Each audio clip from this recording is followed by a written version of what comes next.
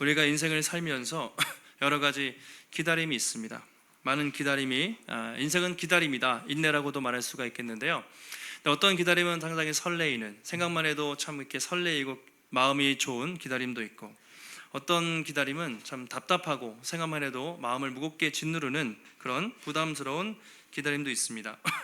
작게는 우리가 식당에서 무엇을 맛있는 것을 주문했다, 그리고 이렇게 기다릴 때 우리 마음이 설레임이 있고, 내가 좋아하는 사람과 약속을 잡고 만날 때, 보고 싶은 사람과 만날 때 마음이 설레이죠.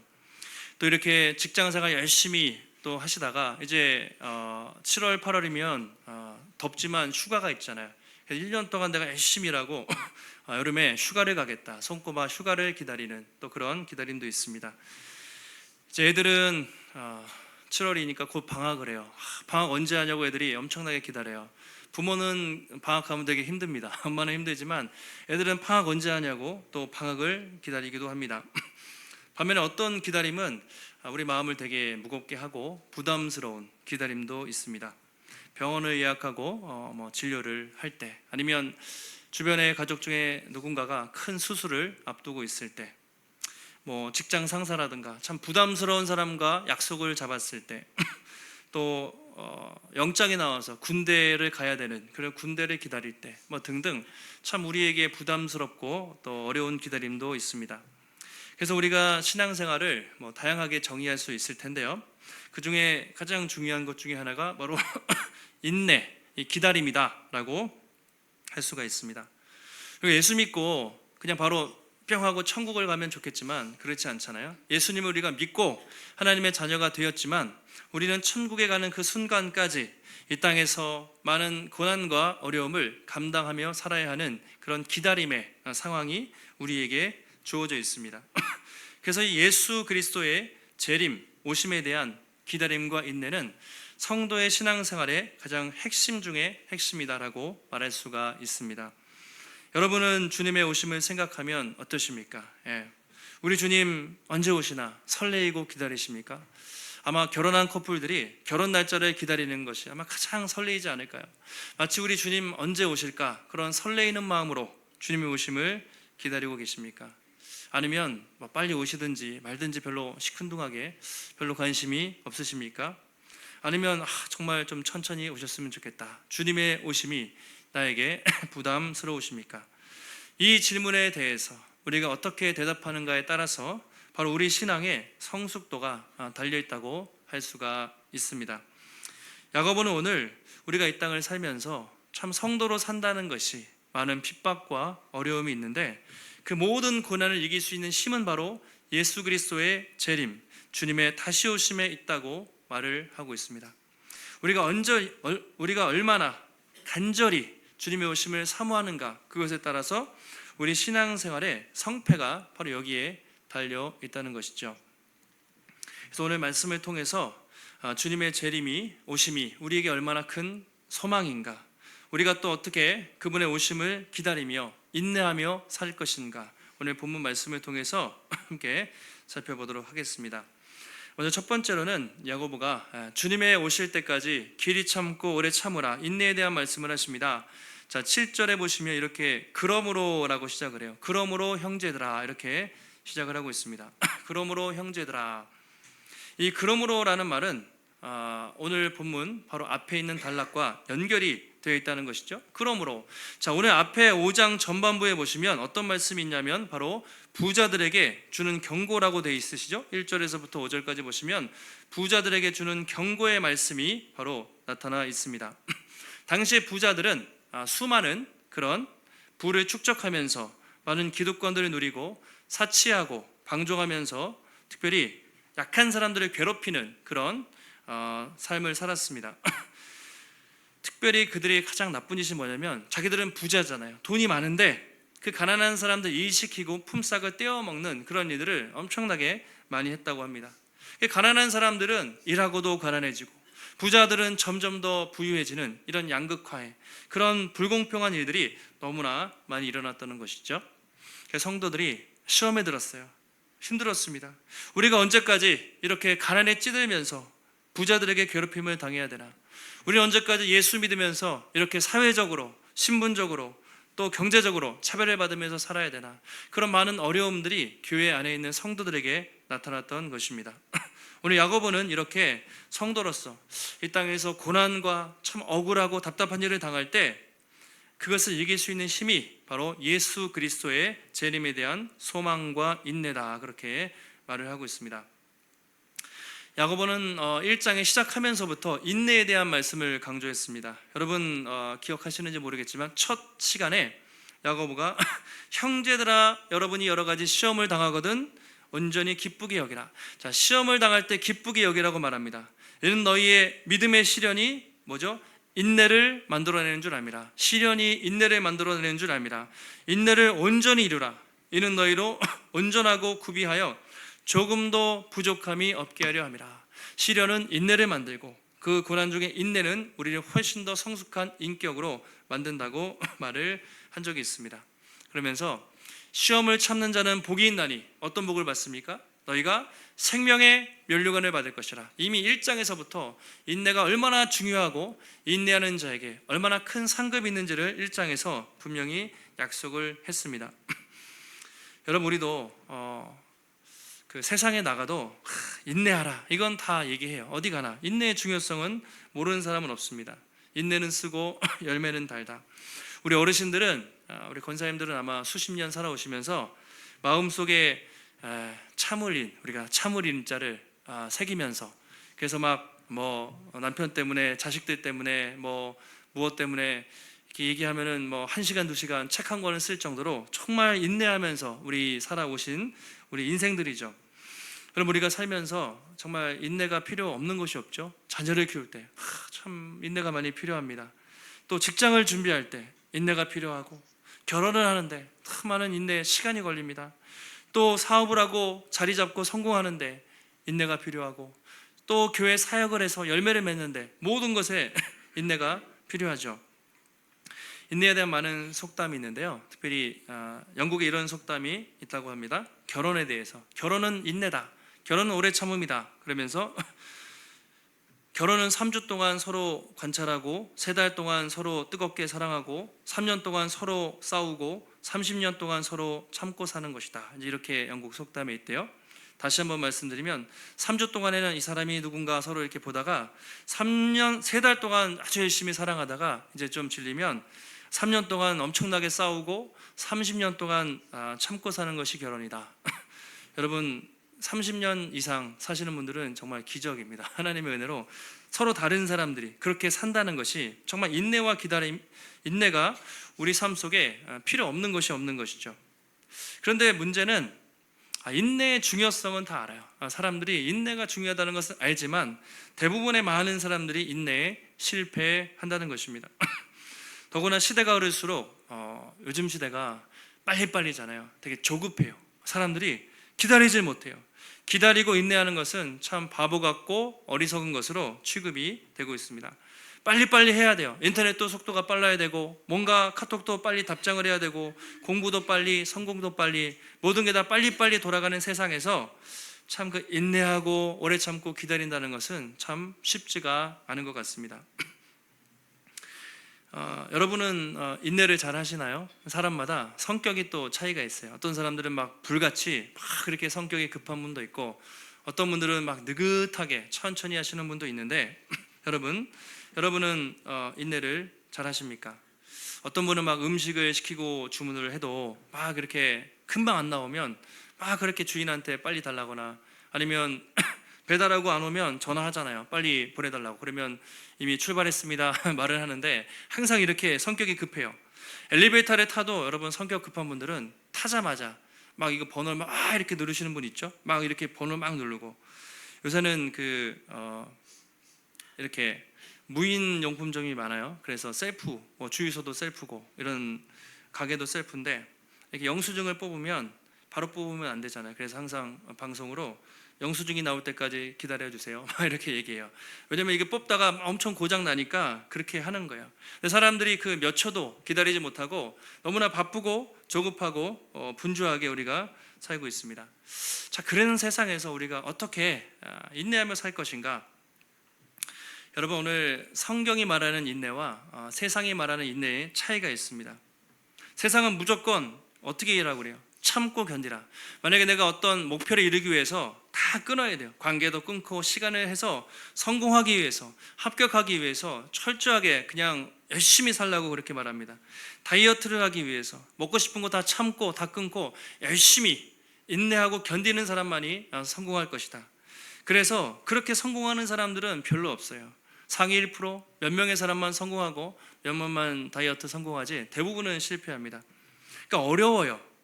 성경에서는 근데 그렇게 무작정 버티는 것이 인내가 아니다.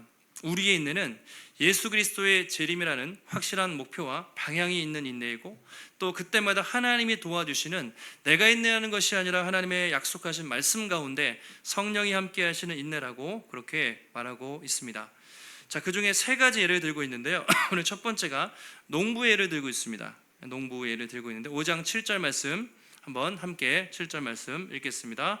그러므로 형제들아, 주께서 강림하시기까지 길이 참으라. 보라, 농부가 땅에서 나는 귀한 열매를 바라고 길이 참아 이른 비와 늦은 비를 기다리나니.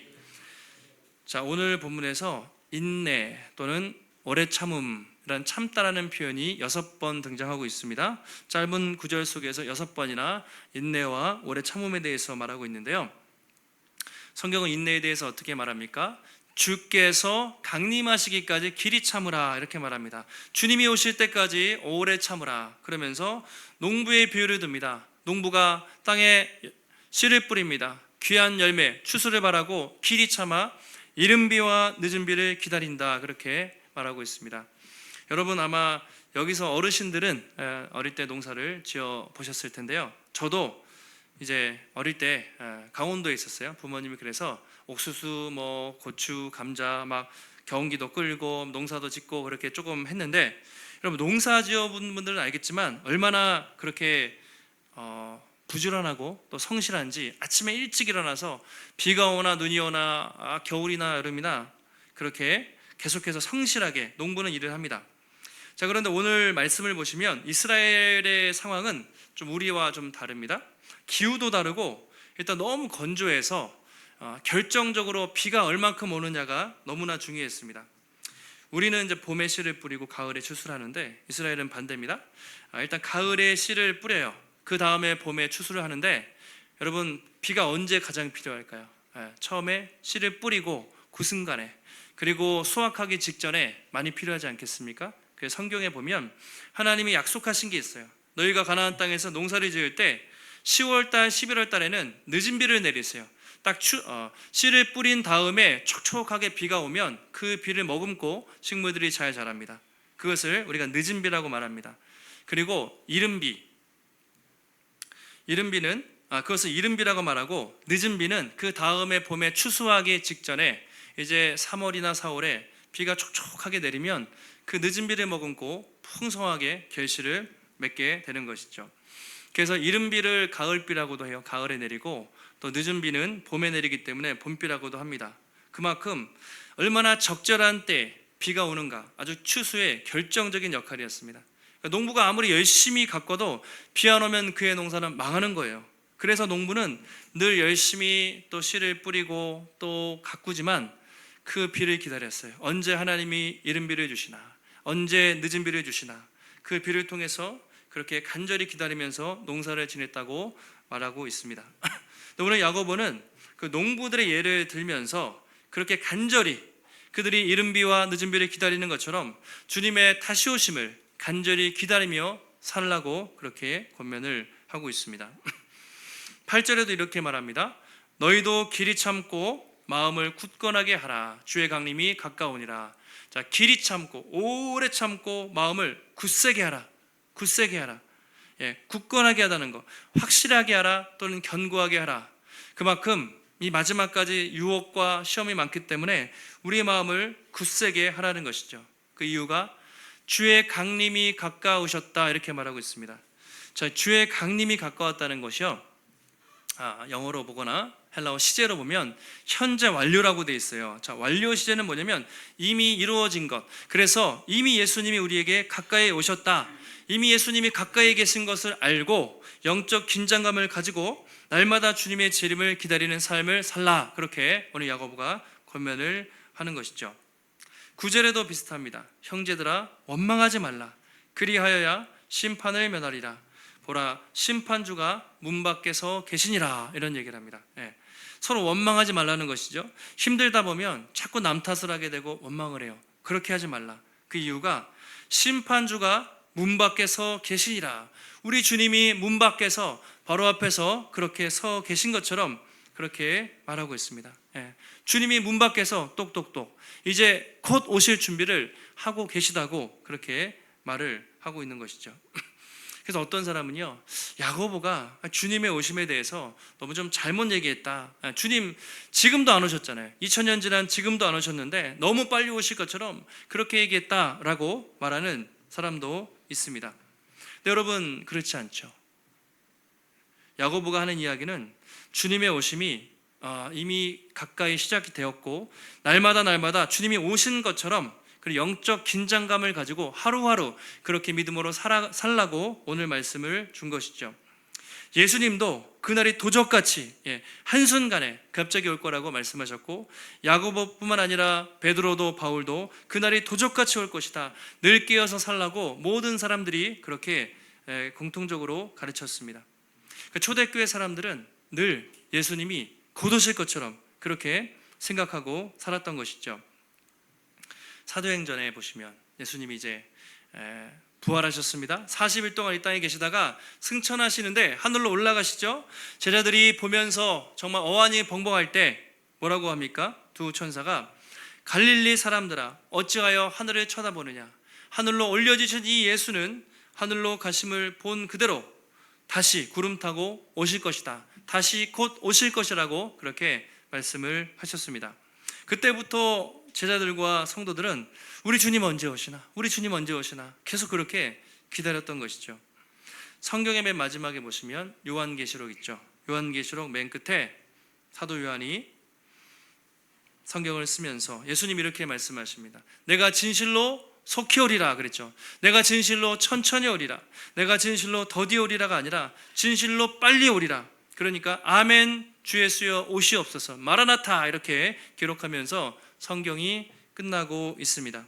그러니까 초대교회 성도들은요, 정말 주님이 100년 안에 자기 세대에 곧 오실 것이라고 생각했어요. 그렇게 정확한 날짜와 시간은 모르지만 우리 때에 오실 것이라고 믿고 생각하면서 그 모진 핍박과 고난을 견디며 살았던 것이죠. 바로 그들이 그 믿음이 그 어려운 고난과 핍박 속에서도 흔들리지 않고 믿음을 지킬 수 있었던 바로 비결이었습니다. 여러분 오늘날 우리의 모습을 보면 또 교회의 모습을 보면 정말 우리 주님의 오심에 대해서 얼마나 간절히 우리가 사모하고 있는가. 여러분은 어떻습니까? 제가 봐도 저도 사실 그렇고 저희 애들도 어제 물어봤어요. 주변 사람들 보면 그렇게 우리가 주님의 오심에 대해서 간절함이 많지 않은 것 같아요. 왜 그럴까 보면 너무 이 땅에 삶이 풍성하고 이 땅이 여러분 천국 같죠. 여기서 뭐 거의 돈만 있으면 다 누리고 살 수 있기 때문에 그 천국에 대한 그 주님의 오심에 대한 간절함이 많이 약한 것 같습니다. 오늘 예수 믿는 사람들의 확실한 믿음 이거죠. 내 때에는 절대 주님 오시지 않을 거야. 너무나 확실해서 마치 주님이 내 때에 오실지 않을 거라는 확실한 믿음을 가지고 너무 담대하게 겁 없이 우리가 살고 있지 않은가 그런 생각을 우리가 해봅니다. 어떤 분은요 이렇게 얘기했어요. 초대교회 성도들에게 예수님의 재림은 심장처럼 중요한 말씀이었지만 오늘 우리에게는 마치 맹장처럼 있으나마나한 말씀이 되었다 이렇게 표현을 한 적이 있습니다. 여러분 심장하고 맹장은 절대적으로 다르죠? 초대교회 사람들은 늘 뛰는 심장으로 심장처럼 우리 주님이 언제 오시나 늘 살아있는 믿음으로 그렇게 신앙생활을 했는데 오늘날 예수 믿는 사람들은 맹장. 여러분 맹장 뭐 있으나마나 하잖아요. 저도 옛날에 맹장 수술을 했는데 맹장 떼어내도 잘 살아요. 맹장은 있으나마나 한 것입니다. 마치 주님의 오심이 뭐 있으나마나 한 것처럼 많은 사람들이 그렇게 살고 있지 않은가 그런 이야기를 한 적이 있습니다. 오늘날 우리 한국 교회 또는 우리 교회 이 땅의 교회들이 왜 그렇게 힘이 없을까? 초대교회 성도들을 보면 정말 기적도 일어나고 정말 고난도 견디고 놀라운 성령의 역사들이 많은데 왜 우리의 삶에는 그런 복음의 능력이 별로 나타나지 않을까 생각해 보면 바로 그 주님의 재림에 대해서, 예수님의 오심에 대한 간절한 기대와 소망이 없기 때문이 아닌가 우리가 생각을 해보게 됩니다. 오늘날 많은 사람들이 솔직히 생각하면 예수님 오시는 것보다 내 집 마련하는 것이 더 중요하고, 아파트 청약에서 당첨이 되고, 주식이 오르고, 직장에서 승진하고, 사업이 성공하고, 자녀가 잘 되는 것을 주님의 오시는 것보다 우리가 더 바라고 있지 않은가. 우리의 계획 속에는, 미래의 계획 속에는 애초부터 우리 인생 설계 속에 주님의 오심에 대한 그런 전제가 잘 없어요. 주님 오시지 않을 거라 생각하고 이 땅에서 우리가 어떻게 더 잘 정착하고 편하게 살 것인가에 우리 생각에 초점이 맞춰지지 않은가, 제 자신과 또 우리가 돌아보게 되는 것이죠. 여러분, 성도가 주님의 재림에 대해서 사모함이 없으면 영적으로 깨어있을 수 없습니다. 영적으로 깨어있지 않으면 예수 믿지 않는 사람과 우리가 비슷하게 동일한 삶을 살 수밖에 없어요. 여러분, 교회가 예수님의 재림을 간절히 사모하지 않으면 그 교회는 영적인 힘을 잃어버릴 수밖에 없습니다. 그런 교회는 눈에 보이는 건물, 외적인 성장, 화려한 것에만, 세상적인 것에만 추구하다가 그렇게 무너지게 되는 것이죠. 그래서 우리 초대교회 성도들은 항상 만날 때마다 인사했습니다. 어떻게 인사했죠? 마라나타, 마라나타, 주 예수여 오시옵소서. 왜냐면 오늘도 카타콤에서 예배를 드리다가 로마의 군인들이 들이닥쳐서 예배 드리다가 끌려나가 죽을 수도 있었기 때문에 아멘 주 예수여 오시옵소서. 늘 그들은 모일 때마다 주님 빨리 오셔서 우리를 데려가시고 그 영원한 천국에서 주와 함께 진정한 예배를 드리고 싶습니다. 마라나타, 그렇게 고백을 했습니다. 오늘 우리에게는 예배를 드릴 때마다, 예배 드리는 이 순간에도 마라나타, 주님 속히 오시옵소서 정말 간절히 기대하고 있습니까? 여러분, 주님의 재림은 이 땅을 사는 우리에게 유일한 가장 기쁘고 은혜롭고 복된 소식입니다. 주님의 오심은 우리가 이 땅을 살면서 어떤 모진 핍박과 고난이 있어도 그것을 감당할 수 있는 힘이 되는 것입니다. 여러분, 마음속에 다시 한번 주님의 오심에 대해서 한번 생각해 보시고, 그 무엇보다 여러분 설레이는 마음으로, 기대하는 마음으로 늘 깨어서 주님의 오심을 준비하며 또 우리가 이 땅에 당하는 고난과 핍박에도 흔들리지 않고 또 믿음의 길을 담대하게 걸어가시기를 주님의 이름으로 축원합니다. 다음으로 우리 야고보가 선지자들과 욥의 인내를 본받으라, 두 번째로 선지자들의 예를 듭니다. 그리고 욥의 예를 들고 있습니다.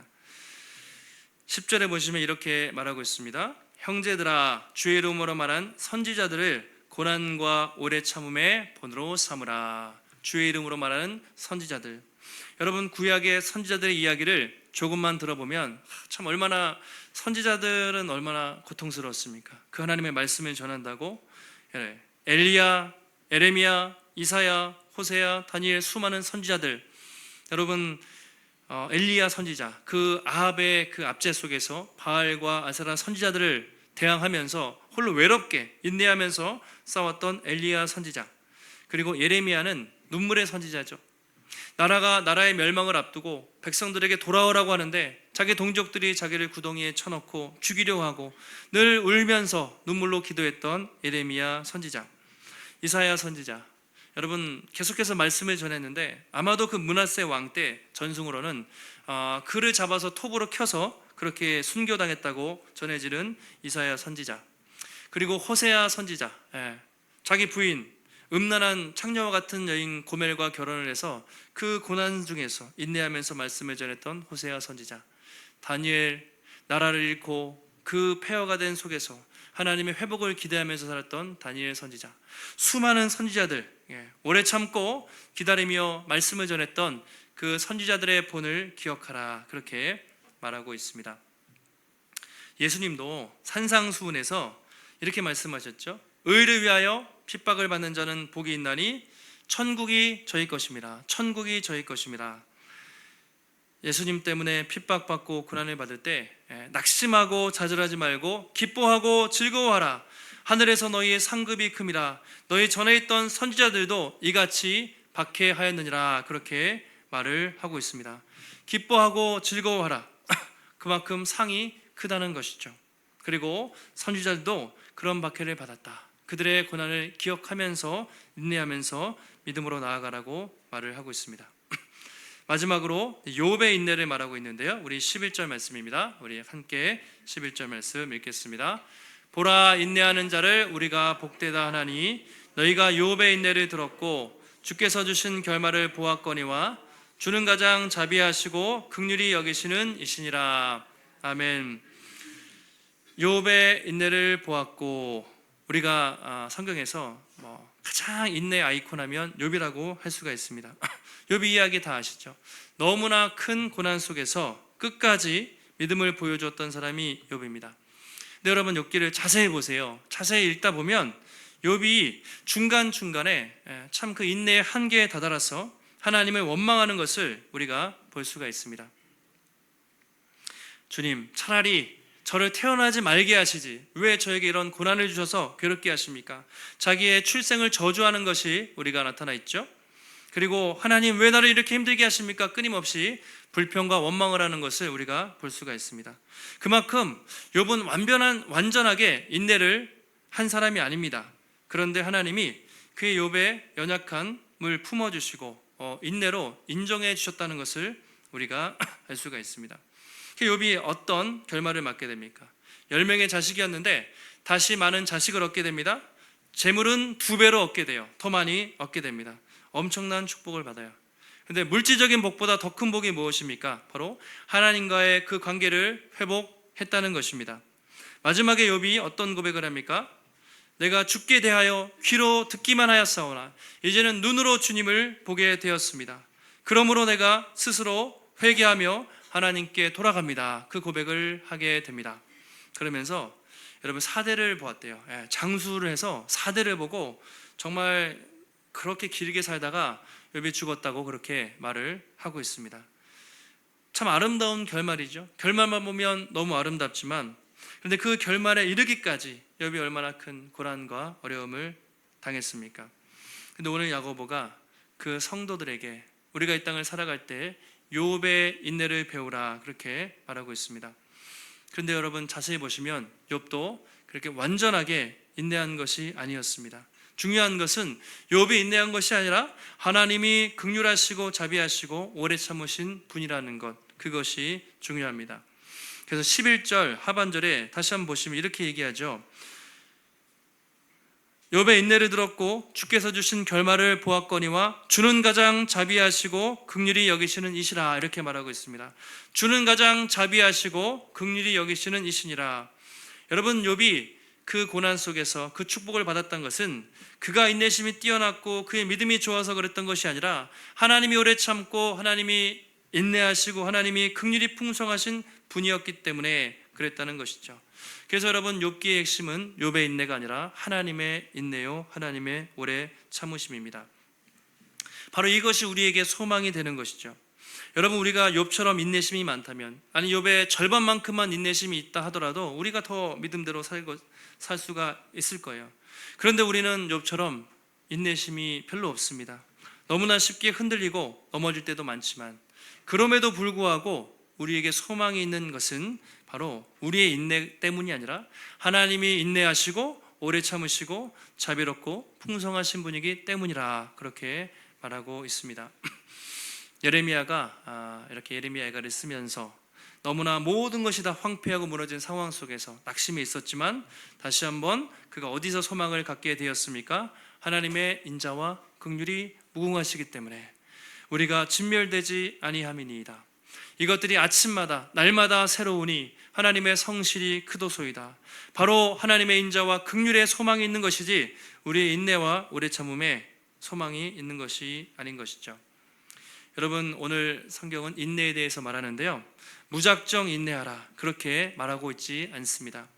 예수님의 재림이라는 너무나 아름답고 영광스럽고 복된 그 약속을 붙잡고 인내하라고 말하고 있습니다. 성경의 인내는 그냥 입 꽉 다물고 우리가 그냥 죽을 때까지 참으라 그런 인내가 아닙니다. 여러분, 그렇게 인내해봤자 우리는 중간에 넘어져요. 화병이 생깁니다. 우울증에 빠지고 그렇게 해서 인내할 수 있는 사람은 얼마 되지 않습니다. 오늘 성경에 말하는 인내는 정말 우리가 예수 믿다가 힘들 때 하나님께 나와서 하나님 앞에 투정 부리고 욥이 하나님을 원망했던 것처럼 하나님 원망할 수도 있어요. 하나님 왜 나를 이렇게 힘들게 하십니까? 하나님께 나아가 부르짖고 또 하나님 원망하고 투정 부리는 그것이 인내라는 것이죠. 그런 부족한 인내를 인내로 인정해 주신다는 것이 하나님의 은혜입니다. 여러분, 그것이 인내라면 우리 같은 연약한 사람도 주님 앞에 나아가서 힘들다고 주님 도와달라고 인내하며 부르짖을 수 있지 않겠습니까? 그래서 마지막으로 히브리서에 보면 우리 히브리서 기자가 우리에게 가장 진정한 인내의 본이 되는 한 분을 보여주고 있는데 바로 그분이 우리 주 예수 그리스도이십니다. 히브리서 11장을 보면 믿음의 선배들 아브라함과 이삭과 야곱과 수많은 믿음의 선배들이 나오지만 그들도 완벽한 믿음의 사람은 아니었습니다. 진정한 믿음의 사람은 한 분이셨는데 바로 예수님. 히브리서 12장에서 이렇게 말하고 있습니다. 이러므로 우리에게 구름같이 둘러싼 많은 증인이 있으니 모든 무거운 것과 얽매이기 쉬운 죄를 벗어버리고 인내로서 우리의 믿음의 경주를 하자고 그렇게 권면을 합니다. 그러면서 2절 말씀에 이렇게 말하고 있습니다. 우리 마지막으로 12장 2절 말씀 함께 읽겠습니다. 믿음의 주요 또 온전하게 하시는 이인 예수를 바라보자. 그는 그 앞에 있는 기쁨을 위하여 십자가를 참으사 부끄러움을 개의치 아니하시더니 하나님 보좌 우편에 앉으셨느니라. 아멘. 우리가 힘들 때마다, 우리가 낙심될 때마다 어떻게 하라고요? 믿음의 주요 온전케 하시느니. 이것은 원래 번역하면 믿음의 시작이요 끝이 되시는 분, 믿음의 알파와 오메가 되시는 예수 그리스도를 바라보라, 그렇게 말하고 있습니다. 그분이 어떻게 하셨습니까? 그 앞에 있는 기쁨을 위해서 하나님의 천국 영광을 생각하면서 십자가를 참으사, 십자가를 참았다, 인내했다 말합니다.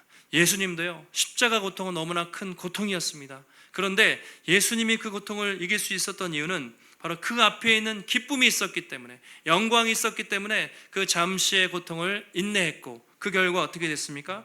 하늘 보좌 우편에 앉으셨다, 그렇게 말을 하고 있습니다. 바로 이것이 예수님이 우리에게 보여주신 진정한 인내의 본이라고 할 수가 있습니다.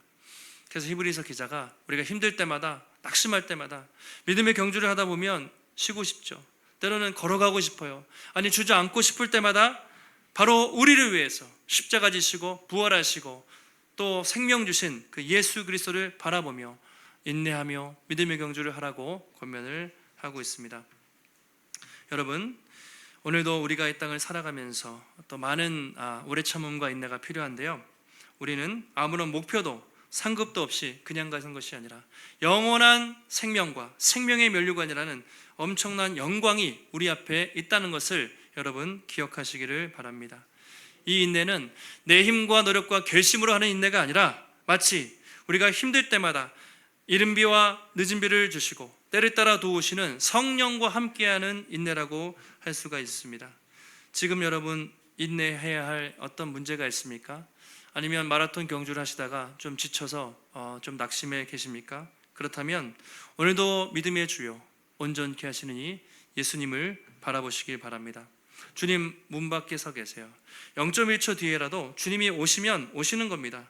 그리고 마라나타, 우리 마음속에 아멘 주 예수여 오시옵소서, 항상 주님의 오심을 여러분 기억하시면서 우리가 믿음의 경주를 하다가 지치고 낙심될 때마다 다시 주님 바라보시고 그 주님이 보시는 힘과 능력에 힘입어서 믿음으로 달려가시고 언젠가 주님이 오실 때 너무나 기쁘고 설레이는 마음으로 우리 주님을 은혜와 기쁨 속에 맡게 되는 복음의 숲에 우리 모든 성도님들이 되시기를 예수님의 이름으로 축원합니다. 하나님 감사합니다. 거룩한 주일 허락하여 주시고 오늘도 야고보서 통해서 주님의 귀한 말씀 깨닫게 하시니 감사를 드립니다. 주님, 이 땅을 살면서 때로는 원통하고 분하며 억울하고 답답한 일을 당할 때가 한두 번이 아닙니다. 믿음대로 살려고 하면 할수록 더 힘든 일이 찾아올 때도 있습니다. 그러나 오늘 인내하라고 말합니다. 그러나 그 인내는 내가 내 힘으로 인내하는 것이 아니라 우리 예수 그리스도를 바라보며 날마다 성령의 도우심 가운데 하나님의 은혜로 인내하라고 하십니다. 우리 주님 오실 날 멀지 않았습니다. 마라나타 아멘 주 예수여 오시옵소서. 날마다 이 말씀을 기억하며 날마다 주님 오늘 오실 것처럼 우리가 늘 깨어서 기도하며 살게 하시고, 그래서 주님 정말 오시는 그날에 우리가 어리석은 열처녀와 같이 되지 말게 하시고 기쁨으로 주님을 맞을 수 있는 하나님 지혜로운 처녀들과 같이 주님을 기쁨과 감격 속에 맞는 우리 모든 성도들이 될 수 있도록 주님 붙잡아 주시옵소서. 오늘도 주 앞에 나올 때 우리의 마음과 정성을 들여 주님 귀한 예물 드립니다. 하나님, 정성스러운 이 예물 주님 기쁘게 받아 주시옵고, 하나님 날마다 우리 모든 인생에 하나님이 주인이심을 고백하며 우리가 주께 기쁨으로 드릴 때에 주님 보시고 더욱더 욕과 같이 채우시며 또 공급해 주시고 우리를 풍성하게 도와주시는 하나님의 놀라운 공급하심과 은혜를 우리 인생 가운데 경험할 수 있도록 주님 붙잡아 주시옵소서. 한 주간도 약속의 말씀 붙잡고 다시 오실 주님 바라보며 승리케 하시기를 간구하오며 존귀하신 예수님의 이름으로 기도하옵나이다. 아멘.